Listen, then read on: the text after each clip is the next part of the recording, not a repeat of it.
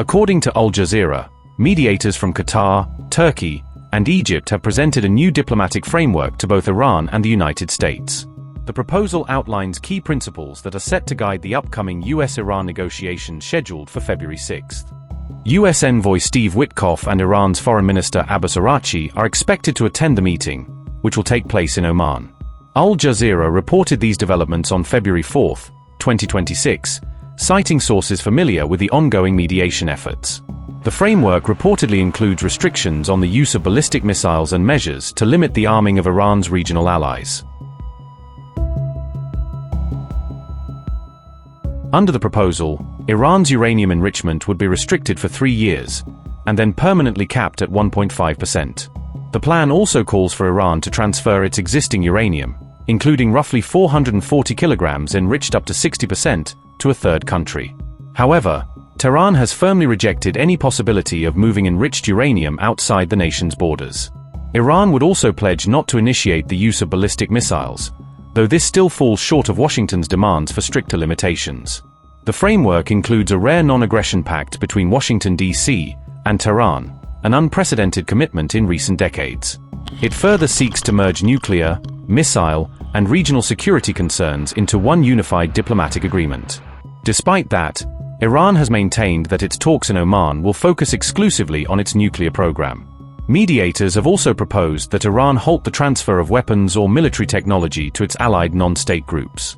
Tehran, however, has refused to discuss placing any limits on its support for those non-state allies across the Middle East.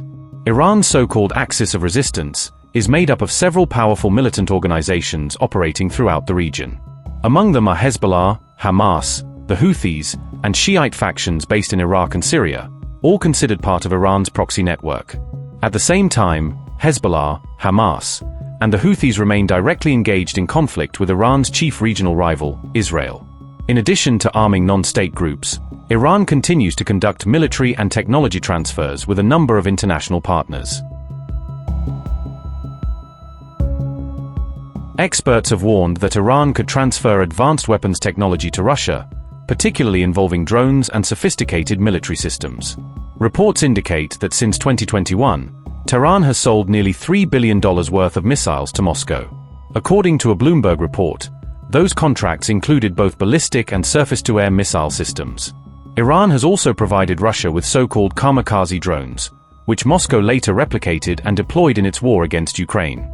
Western officials estimate that Russia has spent more than $4 billion on Iranian-made weapons since 2021.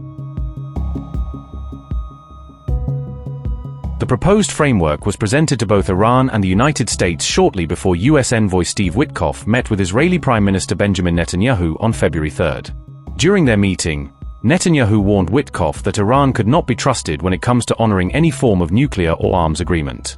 Israeli officials have voiced deep concern that Iran's missile program may not be adequately restricted under the new nuclear framework.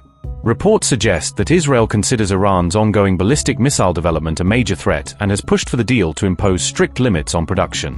While visiting Ankara, Iran's Foreign Minister Abbas Araghchi made it clear that Tehran's ballistic missile capability was a red line for the Islamic Republic.